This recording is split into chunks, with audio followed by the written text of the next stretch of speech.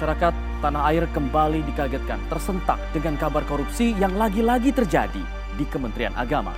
Benarkah memang terjadi kesalahan sistem sehingga perbuatan curang ini terus-menerus berulang terjadi di sana?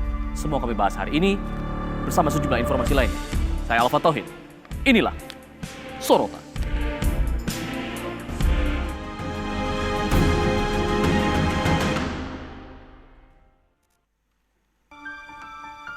Pemirsa, terungkapnya kasus jual beli jabatan di instansi pemerintahan mengejutkan publik. Yang terbaru adalah kasus jual beli jabatan di Kementerian Agama yang terbongkar setelah KPK menangkap tangan Ketua Umum P3 Muhammad Romah Hurmuzi. Benarkah sinyalemen yang mengatakan bahwa ada ketidakberesan sistem di Kementerian Agama? Kami soroti hari ini kasus dugaan jual beli jabatan di Kemenak, bukti ketidakberesan sistem.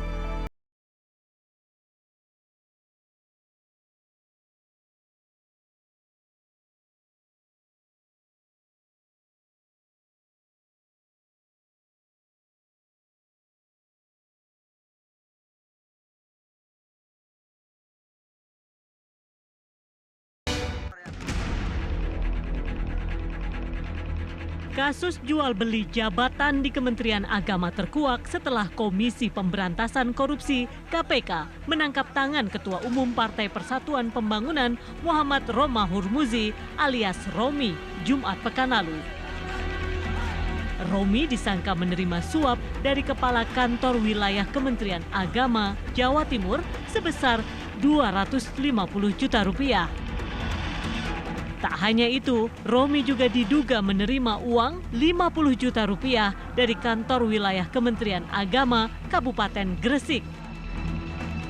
KPK menduga uang yang diserahkan kepada Romi sebagai imbalan karena telah memuluskan jalan orang-orang tertentu dalam lelang jabatan pimpinan tinggi di lingkungan Kementerian Agama.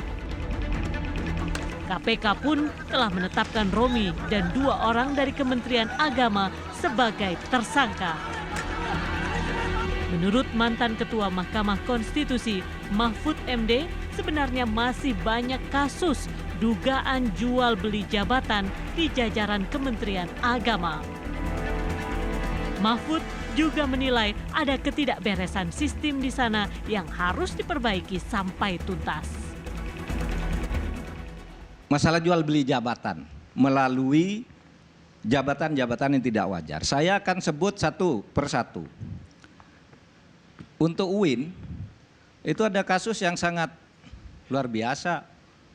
Itu Profesor Andi Faisal Bakti 2 kali menang pemilihan rektor. Pemilihan rektor di UIN tidak diangkat. Pertama, dia terpilih menjadi rektor di Universitas Islam Negeri Makassar. Terpilih, menang. Tapi begitu menang dibuat aturan bahwa yang boleh menjadi rektor di situ adalah mereka yang sudah tinggal di UIN itu 6 bulan terakhir paling tidak. Nah, Andi Faisal Bakti ini dosen UIN Makassar, tetapi dia pindah ke Jakarta. Karena sesudah pulang dari Kanada dia pindah tugas di Jakarta. Dia terpilih di sini. Dan aturannya bahwa harus 6 bulan itu dibuat sesudah dia menang. Dibuat tengah malam lagi. Dibuat tengah malam. Tidak dilantik. Saya ajak ke pengadilan. Saya yang membantu. Menang di pengadilan. Inkrah. Perintah pengadilan harus dilantik. Tapi tidak dilantik juga. Diangkat rektor lain. Andi Faisal Bakti. Ini orang sekarang jadi dosen di UIN. Satu. Oke, Andi Faisal Bakti ini seorang pegawai negeri sehingga dia ya sudah tidak ngelawan, begitu kan?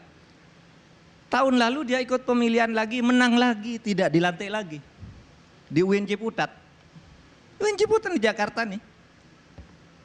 Orangnya masih ada sekarang, menang lagi, tidak dilantik lagi. Sehingga saya katakan ini ada masalah, harus diperiksa ini. Sekjen, Kepala Biro Kepegawaian, saya kira dia punya peran penting di situ. Entah ada korupsinya, entah apa tidak, tapi pasti lewat dia setiap urusan seperti ini. Pak, saya punya dokumen tadi dikirim tentang skema pemenangan Partai Persatuan Pembangunan. Yang di situ jelas tuh menggunakan jaringan-jaringan Kementerian Agama dari pusat sampai ke daerah. Birokrasi Kementerian Agama ini sudah tidak beres. Saya kira Pak Yasin sebagai mantan Irjen tadi sudah menjelaskan dengan sangat baik bahwa itu ada ketidakberesan yang harus diselesaikan di situ. Gitu. Kalau dibiarkan kayak gini terus Pak, hancur nih negara. Ini agama yang menjadi simbol moralitas kita yang paling depan di dalam keseluruhan institusi pemerintah rusak begitu, apalagi yang lain, kira-kira kan begitu. Kira-kira kan begitu. Oleh sebab itu penataan harus betul-betul dilakukan. Bukan karena dendam, tapi karena kita ingin memperbaiki martabat Indonesia. Ditemukannya uang dalam jumlah banyak di ruang kerja Menteri Agama Lukman Hakim Saifuddin juga berbuntut panjang. KPK memastikan akan memanggil Menteri Agama Lukman Hakim Saifuddin sebagai saksi dalam proses penyidikan kasus suap lelang jabatan di Kemenak. Juru bicara KPK, Febri Diansyah, mengakui pemanggilan Menteri Agama Lukman Hakim Saifuddin salah satunya berkaitan dengan wewenang Lukman dalam proses seleksi jabatan serta temuan uang ratusan juta rupiah dan puluhan ribu dolar Amerika saat penggeledahan. Kapan akan dipanggil Menteri Agamanya kira-kira? Ya nanti akan dipanggil pada waktu yang sesuai dengan kebutuhan penyidikan ya. Karena penyidik standarnya memang akan memanggil para saksi dan juga tersangka untuk didalami terkait dengan bukti-bukti yang didapatkan dari penggeledahan ataupun bukti-bukti lain yang sudah didapatkan sebelumnya. Karena kami menduga kuat ada kerjasama antara tersangka RMY dengan pihak Kementerian Agama di sini. Suap jual beli jabatan ini menambah daftar panjang rentetan kasus korupsi di lingkungan Kementerian Agama. Masih segar dalam ingatan saat Surya Dharma Ali yang kala itu tercatat sebagai Menteri Agama tersandung kasus penyalahgunaan wewenang dalam pelaksanaan ibadah haji tahun 2010 hingga 2013. Selain pelaksanaan haji, pengadaan kitab suci Al-Quran di Direktorat Jenderal Bimbingan Masyarakat Islam Kementerian Agama tahun anggaran 2011 hingga 2012 juga turut dikorupsi. Semoga saja semua pihak yang berkepentingan dengan Kementerian Agama mau segera sadar diri dan segera membenahi kementerian yang seharusnya suci dari segala suap dan korupsi.